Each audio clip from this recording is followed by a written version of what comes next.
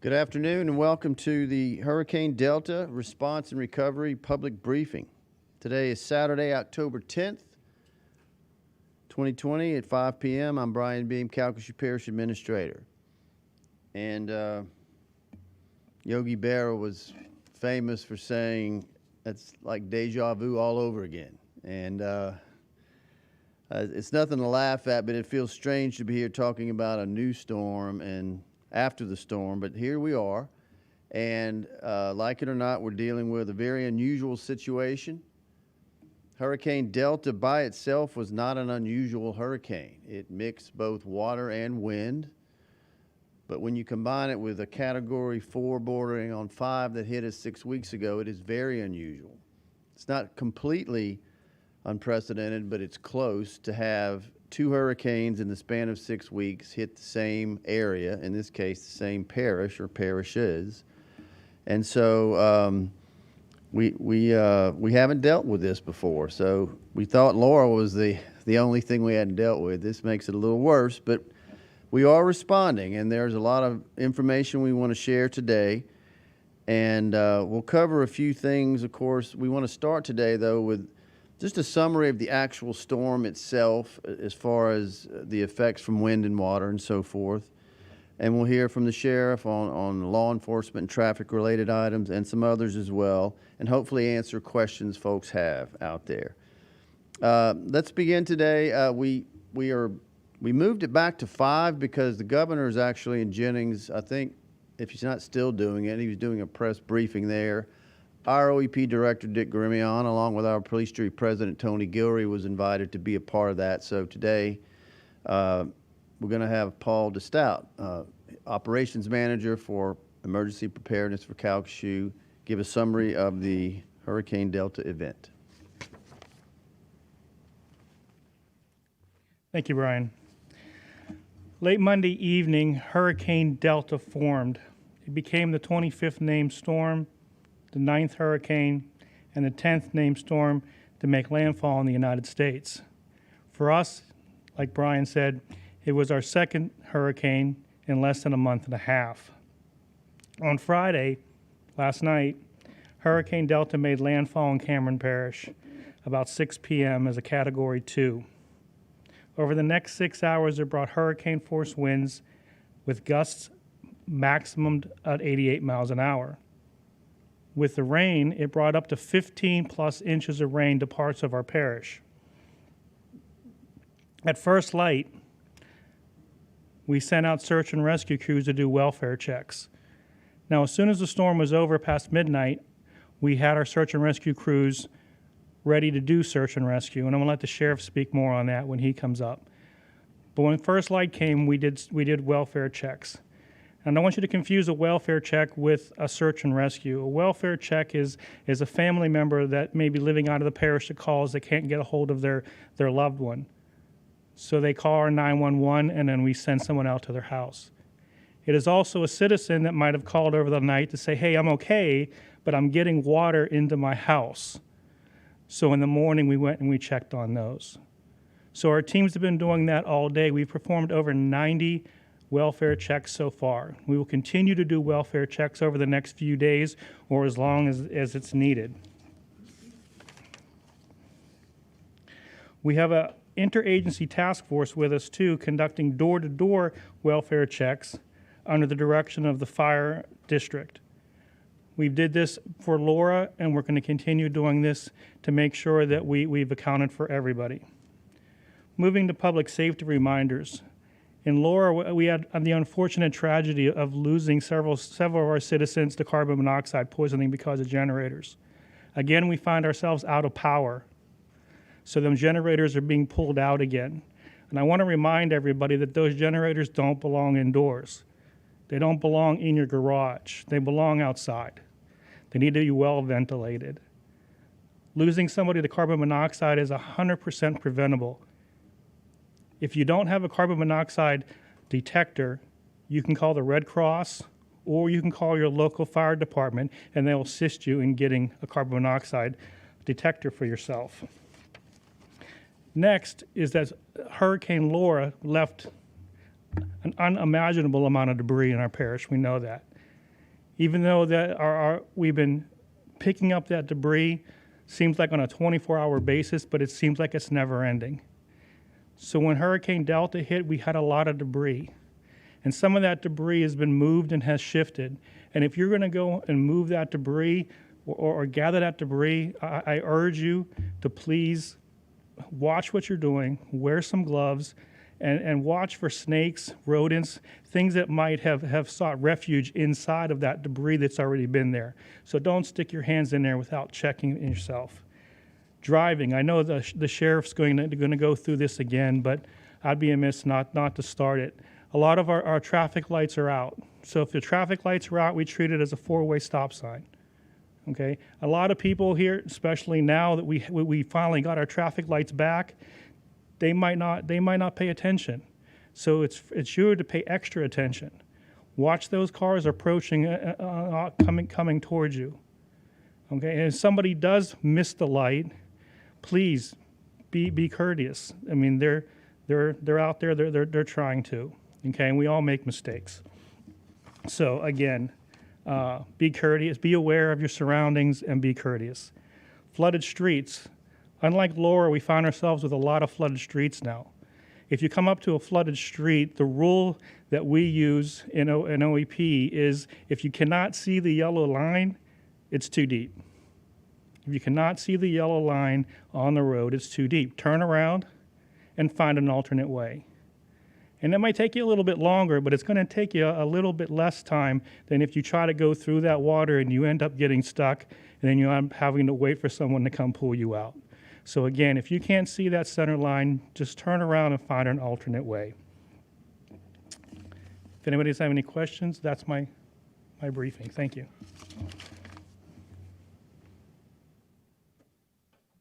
Appreciate that, Paul. Before I ask the sheriff to come up, I want to remind everybody that the parish is still under a mandatory evacuation. Okay, that was issued October 7th, effective 5 p.m. It is still in effect, and it will be a public announcement at the time it's lifted, and that's based on all the factors going to preparedness of the businesses and the government agencies and so forth. And at this time, I'll ask Sheriff Tony Mancuso to come up on law enforcement. Yeah, I want to clear up something. I know last night, we had a moment last night where the water got so high so fast. I think if you look at the parish as a whole, we had from almost 17 to 20 inches from the east side of the parish to, I think the least amount was 6 to 8 inches in the Vinton Starks area. So that's a tremendous amount of rain all day long that really flooded our area. And so at some point last night, I really don't know the time, I didn't want people rushing back to Calcasieu Parish and then creating a new problem. And that was, we knew that the streets around our interstate system were flooded, and we didn't know how long it was going to take because of the debris to get to drain. So, you know, at that point, I was urging citizens, hey, look, don't just come back first thing in the morning and assume you're going to be able to get off the interstate and go to where you need to go. So we weren't sure at that point. We were very, very concerned about that. So we were pushing that message out. So when I made the statement this morning, hey, it's safe to come back to Calcasieu Parish, I'm not going to exactly say it's safe. I'm saying, you know, we're under a mandatory evacuation, and we told you we would let you come back to your homes and check on your homes, but it is still very dangerous for a lot of reasons.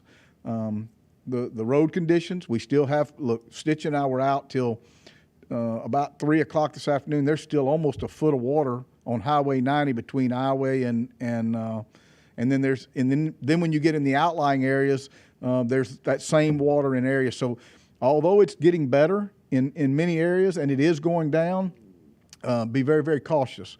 There's still debris. There's still limbs. There's new trees that are sticking out of the roadways now that you can tell people freshly cut to get around. So it is not safe. That the term, you know, you're safe to come home really was meant, I think you can get off the interstate and probably manage your way if you weave and go through the right channels, you could probably get home. But the word safe is probably a poor choice of words on my part to use. It's not safe. So be very careful, be very cautious.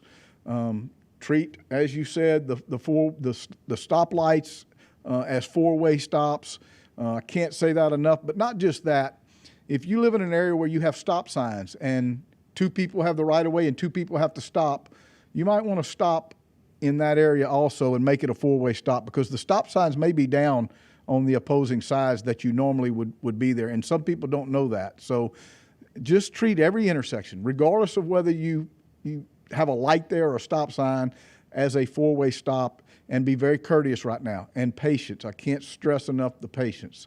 The chiefs and I met as we have been before this particular storm. It's kind of like Brian said, it's deja vu all over again, because I don't feel like we're over the last storm and we're entering in this new one.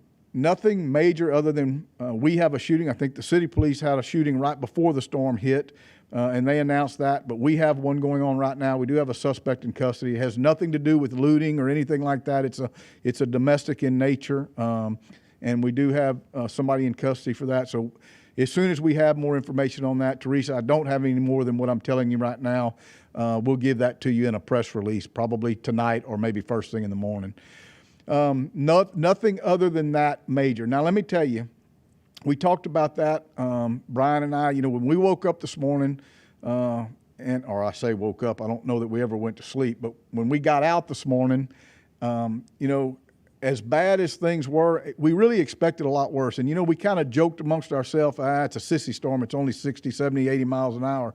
Well, let me tell you, those winds and that rain last night pounded us for hours, and it was significant. So it was not a sissy storm. We were amongst ourselves just laughing and joking, just, I guess, trying to make it easy on ourselves. But it was not pleasant. And we really expected this morning a lot worse than what we had. When I drove down Broad Street and there was one telephone pole laying across the road, I said, better than last time, because last time all of them were down. There was maybe one standing. So, but we still had floodwaters across the road. So when we say those things, it's really to protect you. We're telling you this to protect you. We have a long ways to go. There's no telephone poles down, but there's still live wires. It's probably more dangerous now than it was when all the lines were down, because at least we knew there was no power going to those. Now, there could be power in some of these lines because they haven't tripped the breaker yet on it. So I'm not an electrician, but I just know that we spent a lot of time talking with energy officials about that before the storm, because that was our concern. So again, safety, safety, safety, and patience, patience, patience. It's very, very important for our public. We have a new challenge now. Sure, there wasn't quite as much debris as we thought. There's not as many power poles on the ground, but it doesn't mean we don't have challenges, and we don't need to take a step back and regroup. But you know what? You're coming back. Let's start cleaning up and start this process over again, and maybe we'll catch a break. It looks like we got good weather for the next couple of days, so I know that we can all do this if we, again, show a lot of patience and kindness to one another, especially in this time, because I think just about all of us are just about out of patience. I get it. I promise you. There's not and everybody's shaking their head, there's not a person in this parish right now that's probably patience has been pushed to the limit. So now more than ever we need to really dig deep and show that patience and watch our tongue, watch our actions, and relax, and let's try to solve these problems and fix them, because we're going to have to. Whether we want to or whether we're not, they're not going away. We're going to have to push forward and fix those problems. And you have the best, in my opinion, doing that for you. Our parish officials have done amazing, and they're going to get right back to it. And we did today. So, Brian, with that, unless, Teresa, you have a question. If you would clarify on that shooting whether it is a fatality, and at this point, are there people anywhere in our area who are stranded? I'm glad you asked that. I forgot to. On the shooting, it is not a fatality at this point. The victim was airlifted to, I guess, Lafayette. I'm really not, I think that's what I understood through my text. And we do have somebody in custody. So it is not a fatality or a homicide at this point. It's a shooting. What was the other part of the question about? Do you think there are people stranded in Stranded. this I'm parish? glad you brought that up, because I know Paul talked about. We had, in comparison to the two storms, when we were able to get out, we had 100 and something calls on hold for Laura. This morning we had about 25. So I think I attribute that to the people getting out of the parish. Obviously, that's why we had the gridlock on the interstate. More people evacuated for this storm, which I'm very pleased for. I think it saved thousands of lives, or at least hundreds of lives. We'll never know, but as of yet, we have no fatalities. I know we're doing the urban search and rescue, and OEP is doing the door-to-door, which is what's done after Laura. I don't know if people realize that.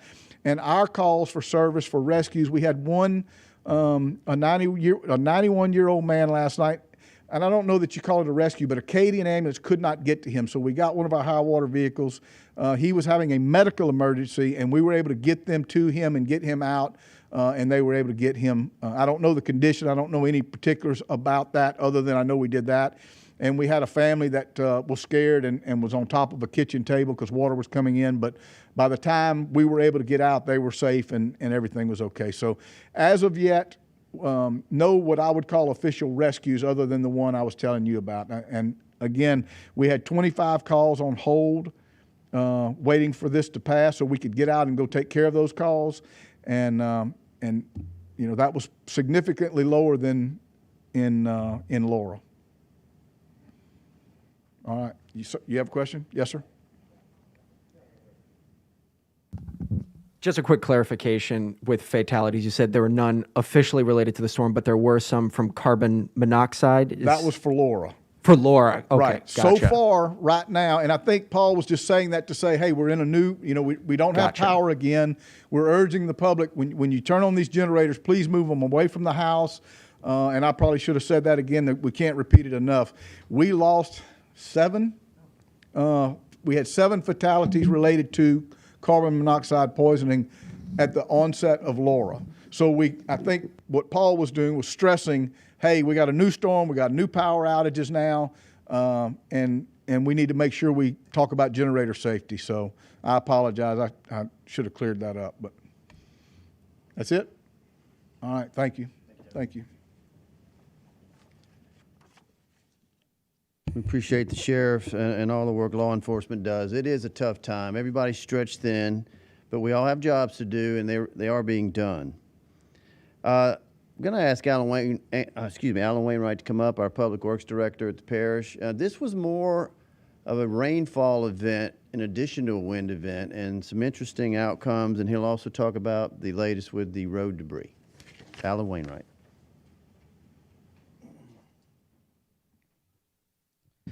Thank you, Brian. Since everyone before me has kind of covered rain quite a bit, I won't go through everything, but just to reiterate, we did average or have a range from 8 inches to 16 inches across the parish. Ultimately, English Bayou watershed was the hardest hit. Many people want to know where the hardest hit area is.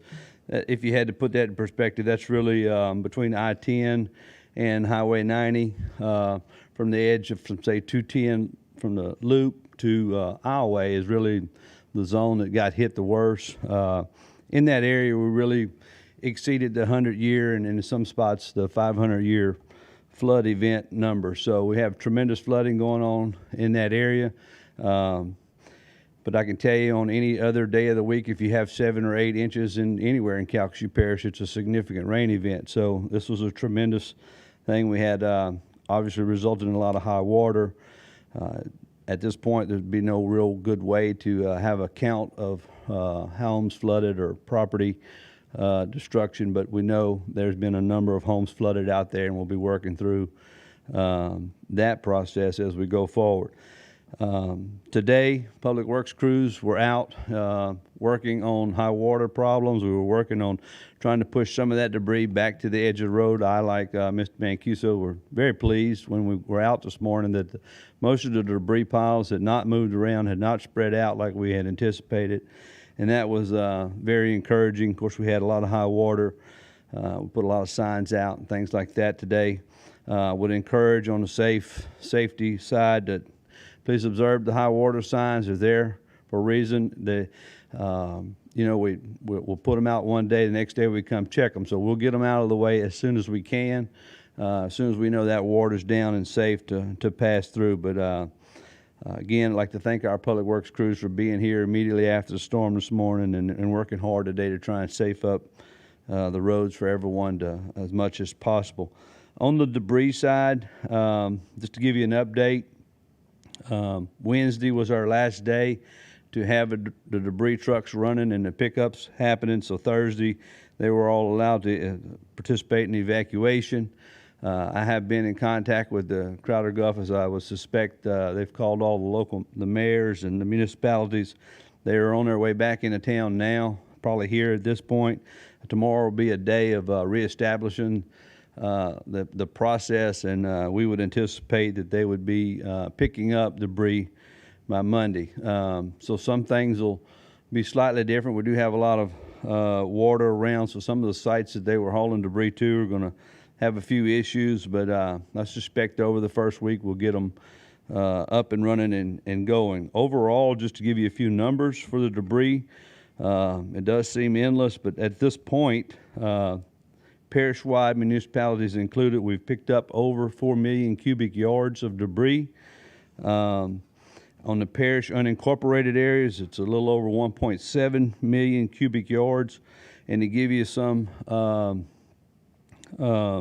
feel for the size of the problem out there, is the parish estimate currently for unincorporated areas sits at 3.5 million cubic yards.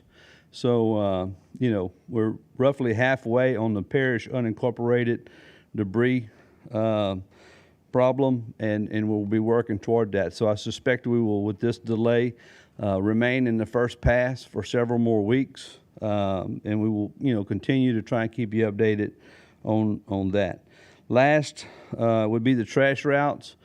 Due to there are some lines. I thought Ms. Margaret's here today. I'm sure she's going to comment further, but we have very encouraging on the lines and the poles not being as damaged, obviously, as the first storm, but there's still some problems out there for the waste haulers, for the daily trash curb service. Those trucks are real tall, so there's still some lines that are low enough. Until we have that safed up, they would anticipate starting their regular routes on Monday. So it's the latest word we have from them, and they'll start on Monday and just go through their normal cycle. With that, again, I would encourage everyone to, you know, please treat the four-way stop thing as very important. Drive safely, and to echo what Mr. Mancuso is saying, you know, be patient out there. I think I surely can raise my hand on that one. I've been several times when you get very impatient at this level, this many days into the game. So if we can all practice that patience, I think it'll take us through the next part of this journey. Thank you. Any questions? Yeah. Some of the residents who live on Cherrydale and that Moss Regional area feel that the huge debris dump there contributed to bad things happening to them, flying debris as well as impeding the drainage. And I just wanted to know if you had any comment on that. No, ma'am. Honestly, I haven't heard that personally, so I hadn't had a chance to check in or look at that. The city of Lake Charles may have some comments on that if when they're here in terms of that issue. Thank you.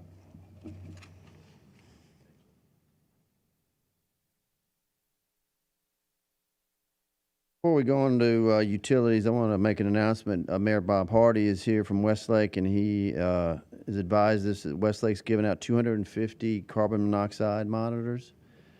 They have about 50 left, and it's at their fire station, so I want to pass that on. Utilities are always a big issue, of course, in these storms, and we appreciate Margaret Harris, as she is so often, here with the Entergy to give the initial assessment from their recovery operations on power restoration. Margaret Harris.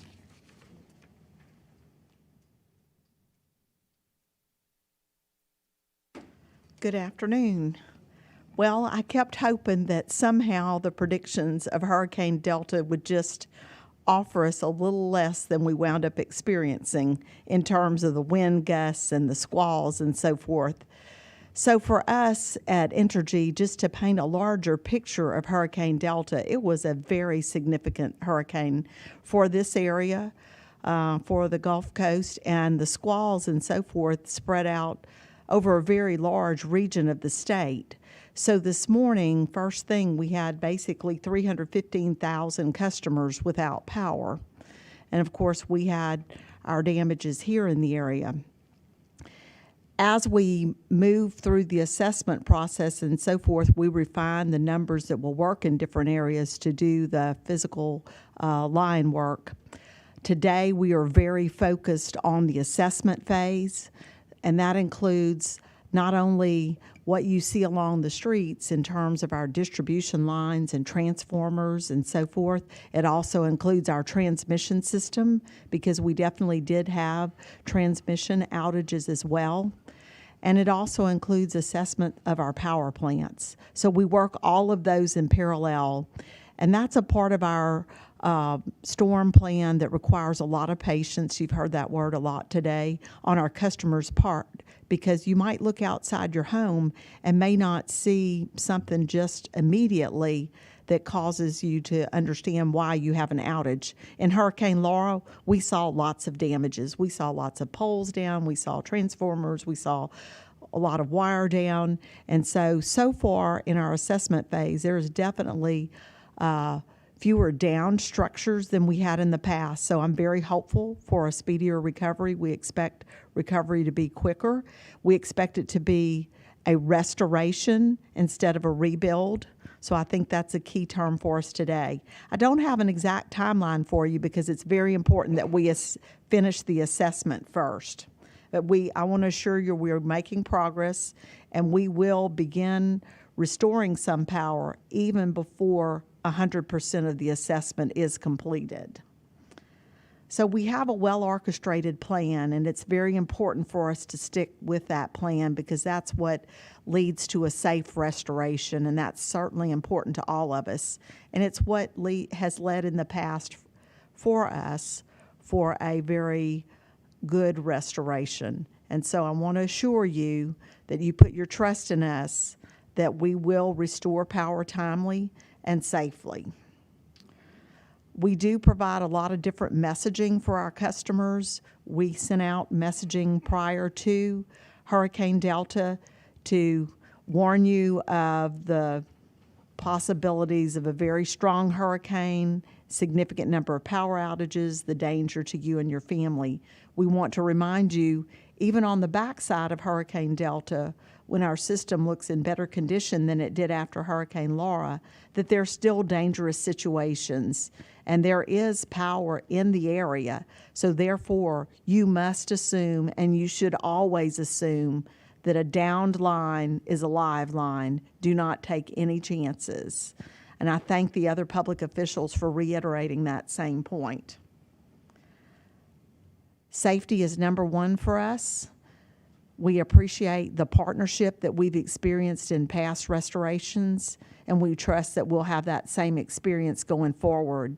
As those assessments begin to come in, we will be able to provide more information on what the timelines might be. I do want to encourage you to take a look at the tools that we have. We have our view outage, where you can take a look through your smartphone or your computer on how many outages there are. You will begin to see, hopefully, some of those numbers drop down. In Calcasieu just a little bit earlier, it was around 70,000 customers, around 600 in Cameron Parish, and we look for those numbers over the next couple of days to begin to drop.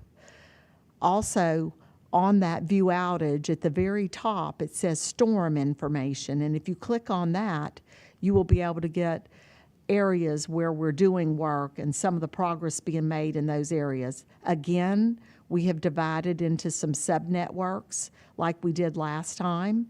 We had a lot of success in that, so we have leadership for every sub-network or sub-region that we have in place, and that was successful for us, and so we continue to work that plan.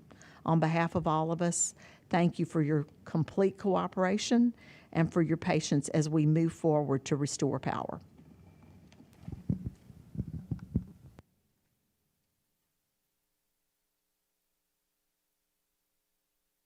Okay, thank you, Margaret. We received statement from Beauregard Electric, very similar situation. They also have to do an assessment phase. A lot of their electricity comes from other providers, and the good news is once those are back online, I think all of their stations will be ready to go. So it's good news overall. Suddenlink has also issued a statement, and like last time we learned after Laura, a lot of their crews have to work closely in coordination with the electricity providers, so that they can follow up and begin that process, and they have done that as well. And they have already started, and they are adding more people here in our area. And as this develops, I know some of them will be able to come speak once we get further along. We want to cover some of the other systems other than power restoration and internet service, specifically water systems, sewer systems, and hospitals. And for a general overview of that, we're going to ask Paul DeStout to come back up.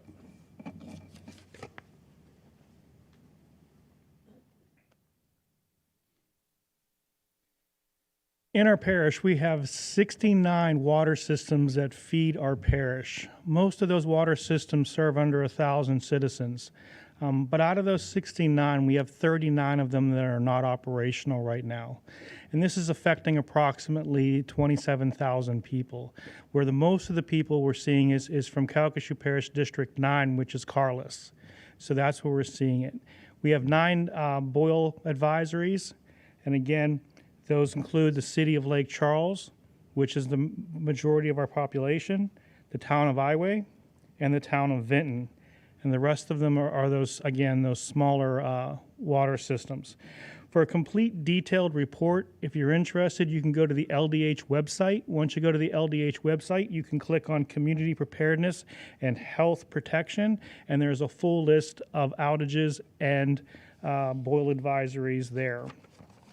Our sewer system is functioning normally, but it is under generator power right now. So we don't really see an issue with that. As long as we keep the generator power moving, we should be able to keep that moving. And our hospitals, West Calcam Hospital received some damage in Hurricane Laura that concerned them about Hurricane Delta, so they decided to evacuate. This morning they came back and they did a preliminary assessment of the hospital. It looks very encouraging, and we're looking to have West Calcam back up and operational within the next few days. There'll be more to follow with that with more detail. Lake Charles Memorial and St. Pat's are fully operational, and they are receiving patients. For pods, that's a question that I've been getting all day. Are we going to open up pods? And right now we are coordinating to open up 6 pods in the parish. These pods will be in Lake Charles, will be in the Civic Center, Washington Marion High School, Memorial Park Plaza, which is 3009 Gershner Memorial Drive, in Sulphur, the Old Time Variety Store, which is in 810 Ruth Street, in Iway, Casey Hall, it's 503 Highway 90, in DeQuincy with the Railroad Museum. Another question that I've been getting all day is about our parish pickup point. Are we still evacuating people that houses became unlivable over the night that might have stayed? And the answer to that is yes, we are. And we're going to continue to evacuate for as long as the need is there. So if you can self-evacuate, meaning you have your own car, you can go to the mega shelter in Alexandria, which is 8125 Highway 71 South. From there, you're going to be processed. You'll be processed, and you may be sent to an alternate shelter. If you cannot self-evacuate, you don't have transportation, or your vehicle has become damaged to the point where it's unsafe to drive, you can call 911, and 911 will put you into our system, and then we will give you a call and coordinate us to come pick you up. We'll bring you to Burton Coliseum, and from there we're having a bus that's going to be leaving each night at, I have to get out of my military mind, at 6 p.m. Again, that will be also going to the mega shelter in Alex for processing there. We're working closely with the Governor's Office of Homeland Security and Emergency Preparedness on bringing those citizens back when the time is right. We'll start bringing those back. But again, that won't be probably for another few days. So more to follow with that. Is there any questions? No. All right, thank you, Paul. Paul also mentioned pods. We get to a lot of slang around here. That's the food and water and other basic human needs, which is very important. And we're restarting those up. Need a lot of other agencies' help, and they're here and on their way. And we appreciate that. I'm going to introduce Jerry Stoller with FEMA in a moment. I just want to take a moment to really thank Jerry. He's been here the whole time since Laura, helping us from everything from A to Z. Until this storm came, the housing became the big initiative. Still is, of course, but I can't thank him enough. One of the things, too, and he's had a lot of experience with FEMA, is we asked him this morning in a meeting earlier today, was he familiar with anywhere else that had received or got impacted by 2 hurricanes in a short period of time? And he said yes. I think it was Maria and Irma, if I'm not mistaken. That's important because some of the rules for how FEMA has to declare emergencies are going to be a little bit different. I'll ask Jerry to come on up, and he's going to explain that. So he's going to cover everything that they're working on now on Delta, but also how it's going to be different from Hurricane Laura's recovery. So Jerry Stoller with FEMA.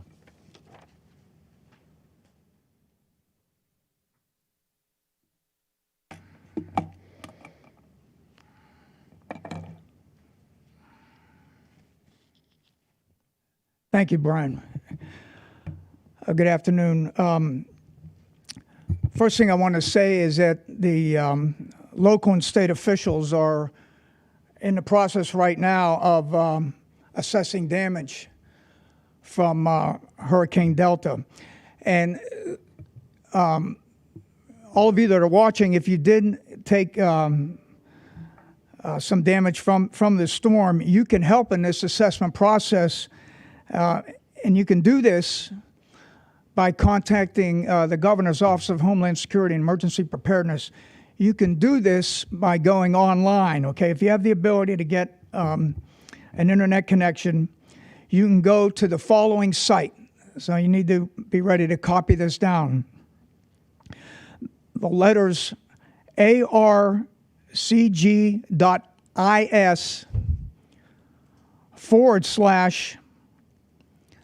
/ the numbers 1 and 4, lowercase letter n, capital O, lowercase letters J and F. This will take you directly to the state site, the GOSEP site, and it'll prompt you to answer some questions about where you live and the type of damage that you sustain. It's fairly self-explanatory form, and you can submit that. What this will do is help the state collect data about the damage from Hurricane Delta, which they will then use to put together a request that they'll give to Governor Edwards for the governor to submit to the president, so that a major disaster declaration can be requested from the state of Louisiana. So again, if you've received damage from Hurricane Delta, you can help the local officials who are now collecting information about the damage in the parish. You can do this by going online, and that website, again, I'm going to repeat this one more time. These are lowercase letters arcg.is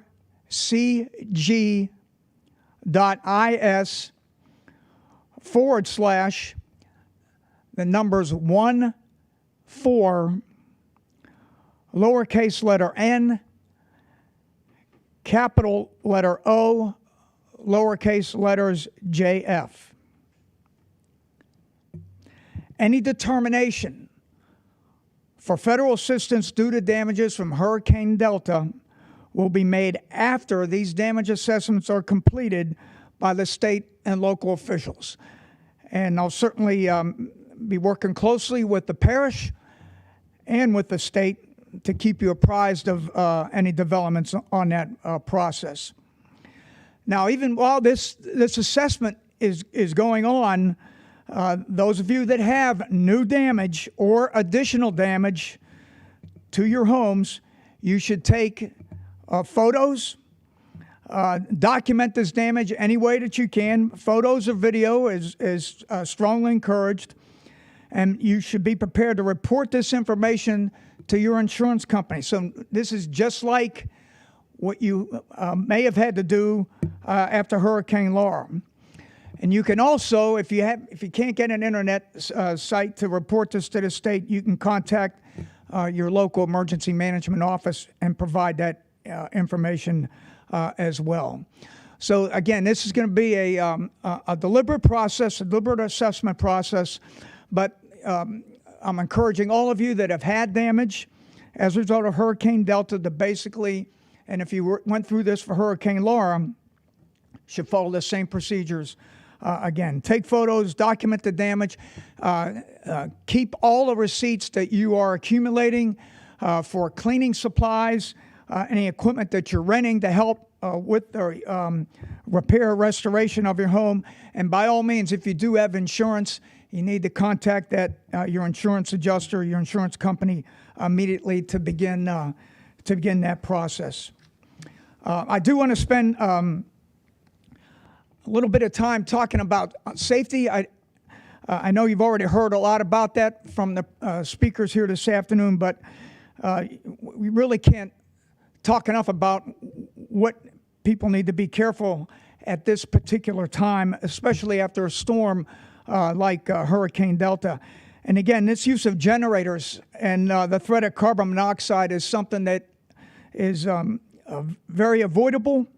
And again, want to remind you not to use generators inside your home or even inside a garage or a basement or a crawl space or any partially enclosed area, right? Those generators need to be kept outside of your living spaces, away from any doors, windows, and vents that could allow carbon monoxide to come inside.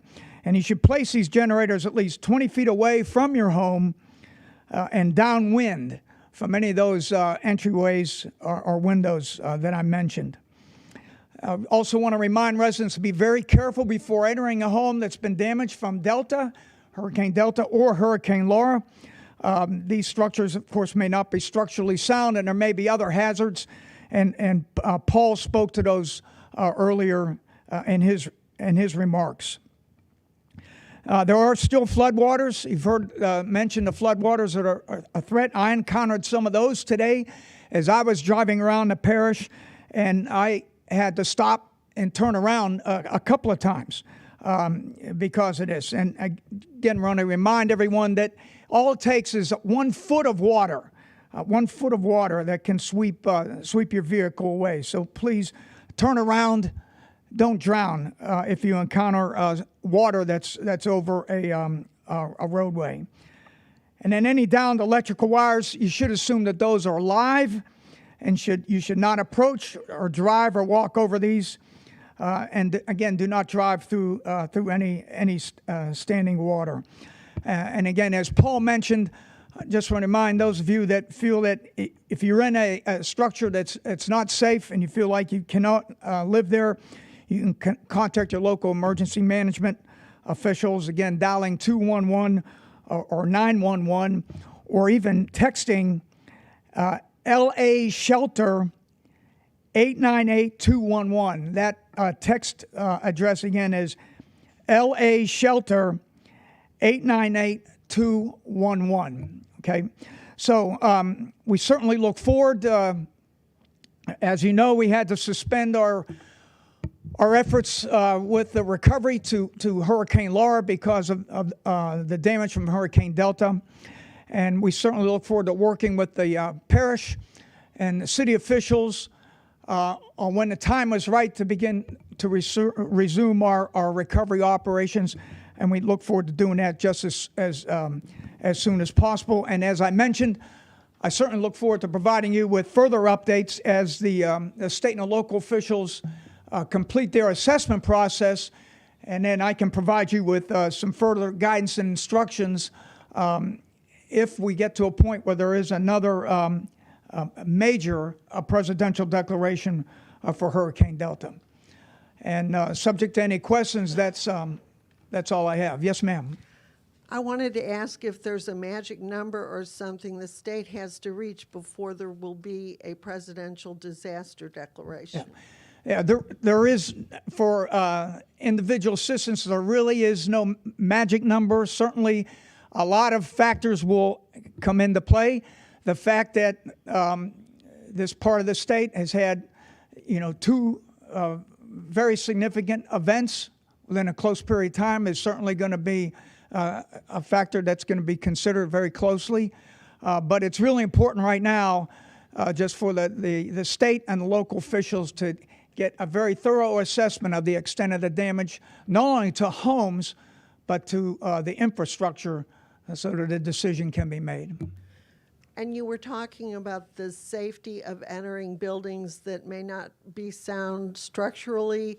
Is there any kind of independent entity that can evaluate that for people? Because it would seem as though a lot of people's insurance companies don't want to declare their house structurally unsound. Right. Yeah, and I certainly would encourage homeowners, if they're not sure if their home is safe, to work with their insurance provider, or there are private contractors that provide that work.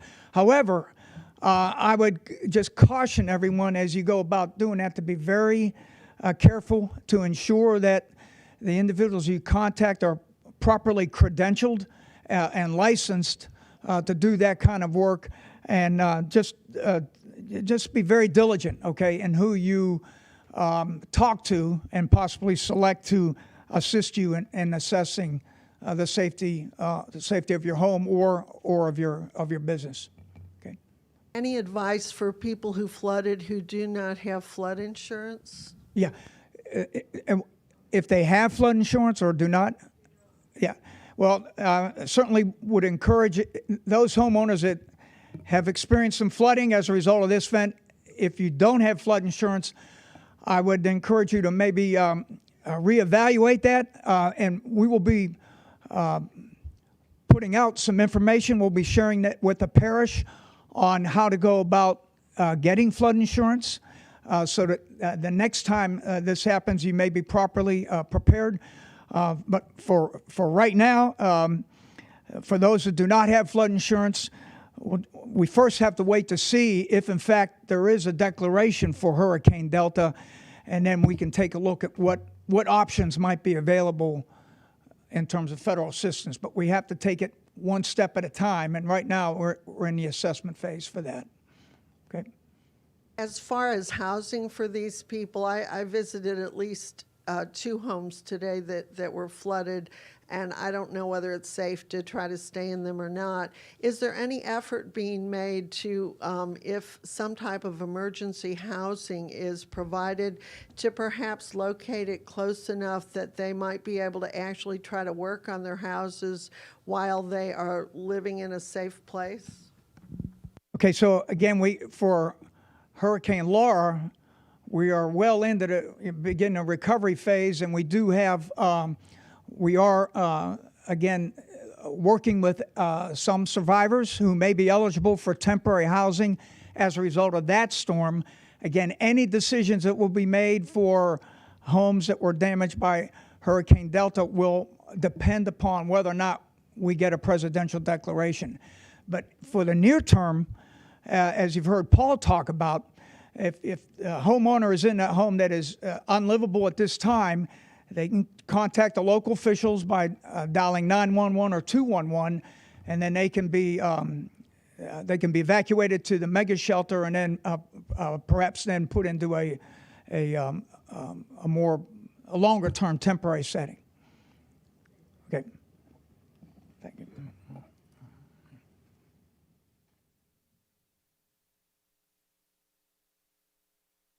I want to make a couple of announcements before we have our next speaker. One, we were informed that West Calcam Hospital is open. I want to clarify that. They've let us know that. Also from the sheriff, I'm going to read, this is official action from the sheriff.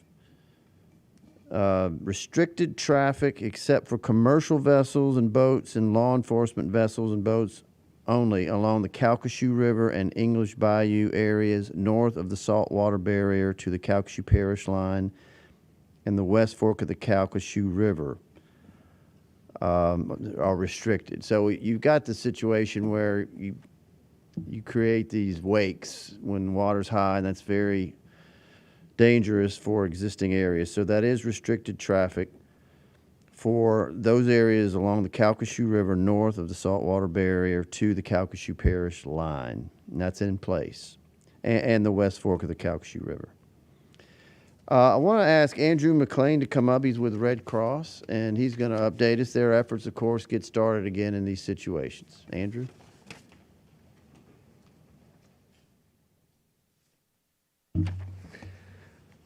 Thank you, sir. Friday night, as many as 1,000 people took refuge from the storm in 6 various shelters in East Texas, Louisiana, and Mississippi. The Red Cross is also helping support more than 8,300 Hurricane Laura evacuees that are still sheltering in hotels in Texas and Louisiana.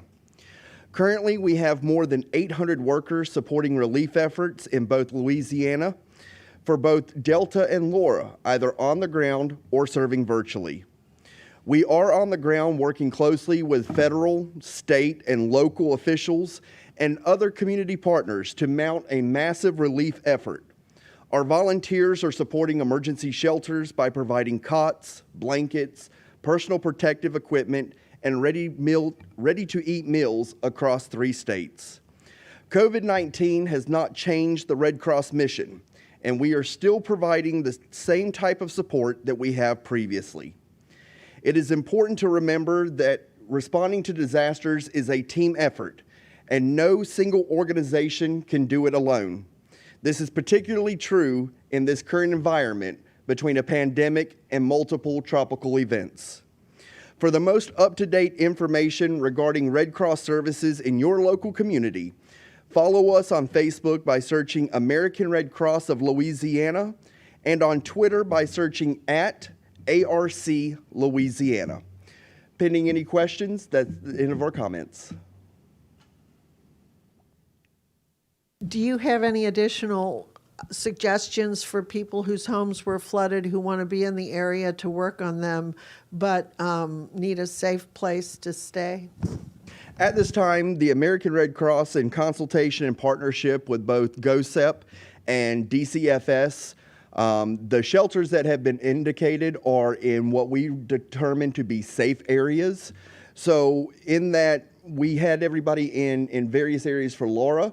That played a great part with them being in New Orleans with the storm that we just had last night. So at this time, all of our sheltering options are being mutually agreed on and decided by GOSEP, DCFS, and the Red Cross. All right. Thank you. We want to hear from some of our elected officials today. I'd like to start today with Paul Hess, mayor of the town of Iowa. Come on up, Paul. Everybody was hit hard like Laura, but this rain event especially hit some areas more than normal. So, Mayor Paul Hess, town of Iowa.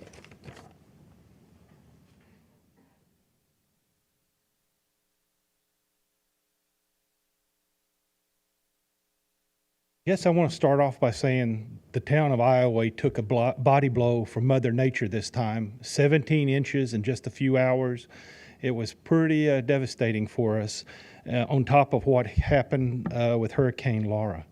I guess we have the dubious distinction of being in the eye wall for both hurricanes, so there's a lot of damage out there. I'm proud to say our citizens are going to respond and we're going to come back better. I just want to kind of give an update to my citizens out there that left.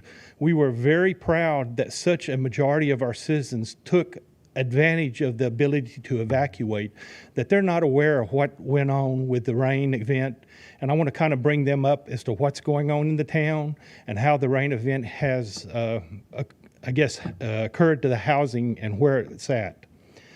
basically from the railroad tracks to Interstate 10, which is along the, I guess, the drainage canal, flooded in most of the areas. Now, a lot of the older houses that are on piers, the water came up to the houses. Some of the other houses, water came into. And these are places that hadn't flooded since 1980.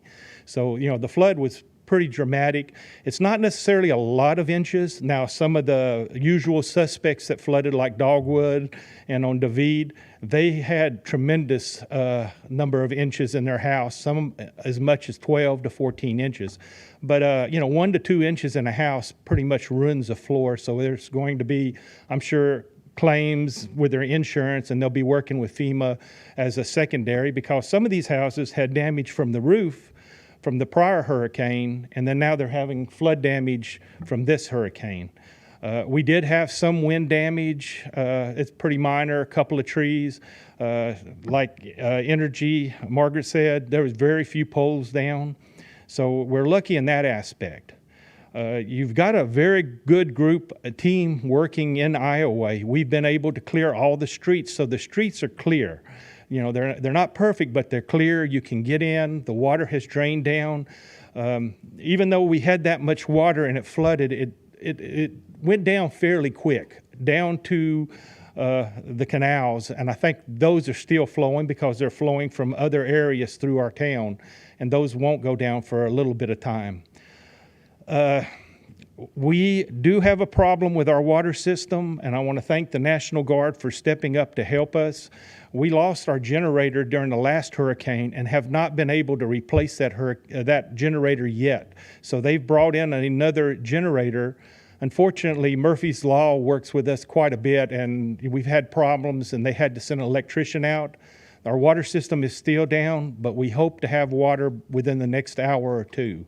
So, you know, just kind of bear with us. We're trying our best. You know, if something can go wrong, I tend to find that it usually finds its home with myself and the town of Iowa. So, but we're doing all right. We will get that water system up.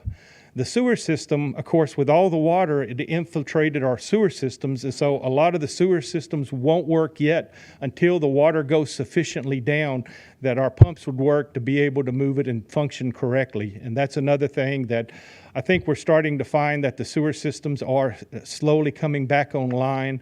You know, we do have the pumps and the generators running, trying to put it to the ponds, but it is slow.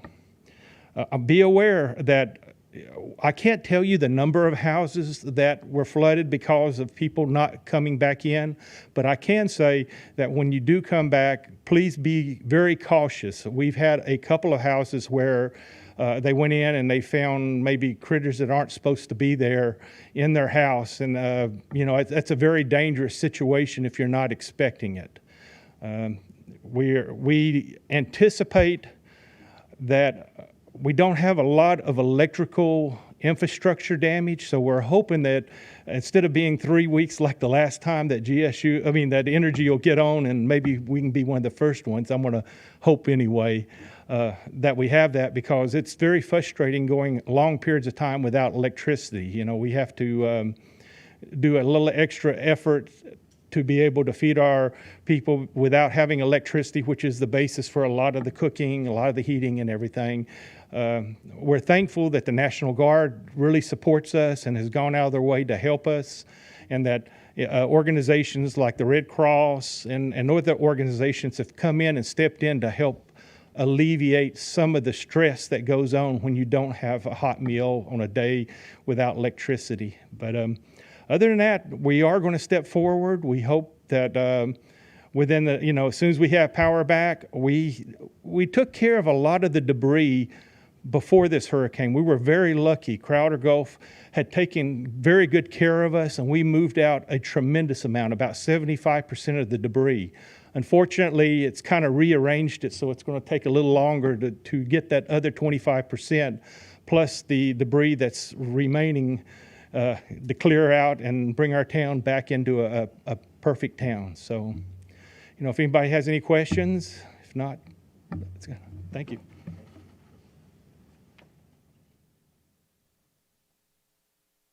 Thank you, Mayor. We'll ask Nick Hunter, Mayor of Lake Charles, to come up next.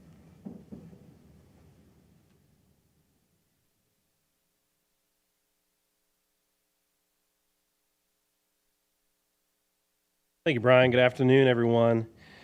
We have said it since Delta first came on the radar, but it really is true that every storm has its own DNA. And even though Delta was technically a couple categories lower than Laura, we are standing here today with heavy hearts because a lot of people were affected by Hurricane Delta. And there's actually more flooding in the city of Lake Charles today than there was with Hurricane Laura. Very concerning. I want to make sure everyone knows that the City Hall will be closed on Monday. Our Mayor's Action Line will be open probably at midnight tonight. There is currently a automatic message on it that does not allow you to leave a voicemail, but that will change sometime this evening, and that number is 491-1346. We will have that line manned beginning on Monday. Our garbage pickup will resume on Monday. And we also realize that there may be people who, if your garbage day is Thursday or Friday, you might want to get rid of some of those materials inside your house before then. And if you call 491-1220, we can actually have a truck go to your house and pick up. If you call before 1 o'clock, it'll either happen that day or the day after. But we would ask, please only use that if you're wanting to dispose of things like refrigerated goods and things that will spoil and create issues. I get the question a lot over recent days, what do you need right now? And by the way, first of all, I appreciate that. I thank people when they ask that question, because when they ask that question, I'm not answering for me, Nick Hunter, I'm answering for this community. And there is a lot that we need right now, and I'm going to take a moment to not be bashful and be very specific about some things that we need. Just as a recap for anyone that perhaps is just tuning in, this community just got hit 6 weeks ago with the 5th strongest hurricane in modern American history, the strongest hurricane to hit the state of Louisiana in 150 years, and then 6 weeks later, an additional Category 2 hurricane. This may sound a little ridiculous, but if you put 2 and 4 together, it's almost like we got hit with a Category 6 hurricane over the last 6 weeks. And while there is some historical precedence for it, it has been a long time since America has seen this kind of a localized catastrophe spread out over 6 weeks, and that deserves a certain response. But to faith-based organizations and groups that are willing to help us right now, we need you. We need you desperately. And God bless the ones that showed up after Laura, and thank you 1,000 times over to those groups that showed up after Laura to help muck out homes and put tarps on roofs, and Samaritan's Purse comes to mind, just one of many. But I realize there's a lot going on in the country right now. COVID-19 is going on. We did not see those groups in mass like you typically see after a disaster. And so I'm going to be very, very direct and say that we have citizens who are going to need that help, especially with the flooding, because a little rainwater getting in the house is one thing, and that is a terrible thing to deal with. And you've got to take out some sheetrock, and you got to do a lot to secure that house. Floodwaters are a completely different animal. And I am going to guess that there are at least hundreds of homes that will need to be mucked out in Southwest Louisiana, especially if you are broadening your view to outside Calcasieu Parish. And so we desperately will need those groups over the coming days and weeks. For individuals around the country that are just asking about Lake Charles and Southwest Louisiana, first, again, thank you for asking. And we'll take prayers at the moment. I absolutely believe in the power of prayer, and I ask people to keep us in their prayers. but also right now, and look, this is not always a comfortable thing to talk about because people work hard for their money and their income. And right now, we're in a position right now in this country where a lot of people are out of a job. But the most nimble resource truly is money. And the United Way and our Community Foundation both have Hurricane Laura, and now we might as well call it Laura/Delta, funds specifically set up. So while we appreciate all of the other items that have been brought to Lake Charles, and we need that to continue, sometimes rather than going to the store and buying something, if you take that money that you were going to spend and donate it to an organization, that money can be much more resourceful and it can be used, and it's a very nimble resource. And please donate to whatever organization you have the most confidence in. I just mentioned those two because they are ones that I personally have a lot of confidence in, and they have been great partners with the City of Lake Charles. And lastly, again, this is a historic event, and this is a historic catastrophe that we are going through right now in Southwest Louisiana. We need a proper federal response to what we're going through right now. And I'm going to talk about a couple things specifically. There has been precedent set with Rita, Katrina, as recently as Hurricane Michael in 2018 for a 100% reimbursement for governmental costs incurred for these events. We absolutely need that right now for what we have gone through. And that is not only about helping local governmental coffers. It means that we locally will have more resources to take care of locals. If local government has to bear the brunt of 10 or 25% of the cost of these two disasters, it will be absolutely debilitating. And so we absolutely need the proper federal response, and that is a 100% reimbursement from FEMA. Also, there is historical precedence for FEMA combining two storms that happened close to one another. That precedent has been set in 2004, albeit at that time, and this actually, Jerry, you may know this, and this made me feel maybe for a half a second a little relieved that in 2004, I believe there were 4 hurricanes that hit Florida within the span of one season. And FEMA was able to combine those into one claim for locals, and that would be very beneficial for us as well. And then lastly, again, we have got to have a robust housing plan for our locals. Someone today that was affected by Delta, absolutely 100% should not be treated differently than someone that was affected by Laura 6 weeks ago. We need a robust housing plan that brings those temporary housing units into Calcasieu Parish as soon as possible. We need to get our friends and our family members out of hotel rooms and out of shelters as soon as possible, as soon as it is safe for those units to be installed here in Calcasieu Parish. And that is at bare minimum the type of response we need right now from the federal government. And that's the end of my report, unless there are any questions. I was just wondering how somebody who is sent, like, for example, to Alexandria to stay in a shelter keeps their job here in Calcasieu Parish. I mean, I just don't know if people are able to do that or not. And obviously, it's a hard time to need a job. Would you say anything to employers as far as perhaps encouraging them to help their employees who are basically homeless, find a place to stay so that they can continue to work? I think it's at moments like this where you find out who the truly good companies are based on how they treat their employees. And that's a really broad question. It depends on where that employee is employed. But certainly, I would hope that there will be multiple opportunities for people, especially with what we're going through right now in the aftermath, to either maintain current employment or find new employment if their old employment is no longer viable. I hate to even use the term bright spots because there are so few of those lately. But I have seen opportunities for people to participate in the recovery of Southwest Louisiana.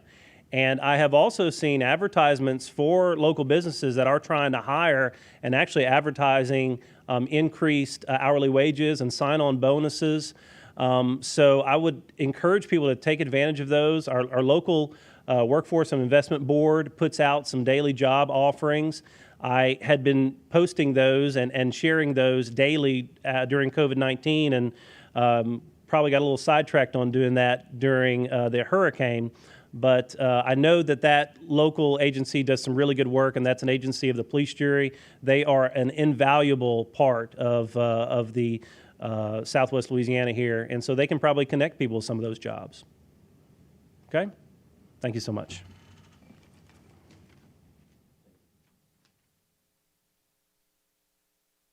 We appreciate Mike Danhay being here today, Mayor of Sulphur, and he's going to come up and give a few comments.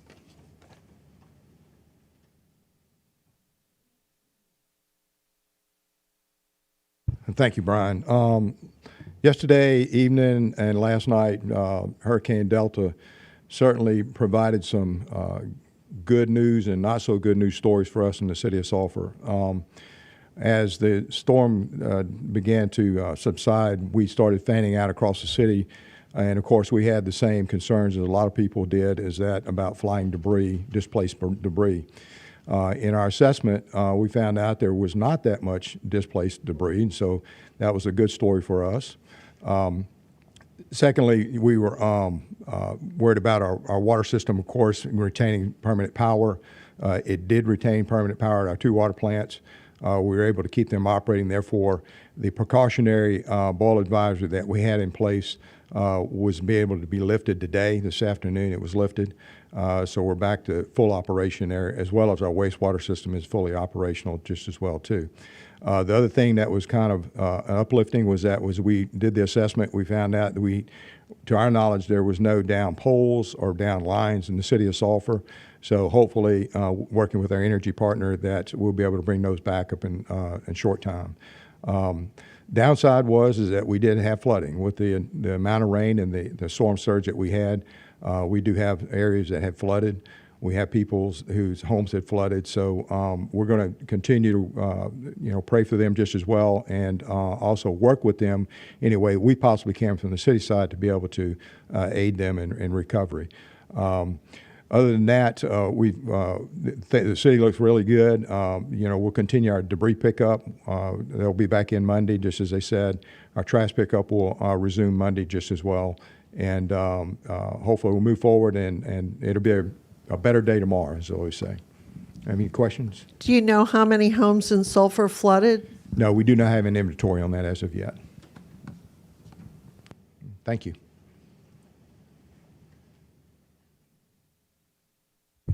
Appreciate you coming, Mike. Couple of announcements.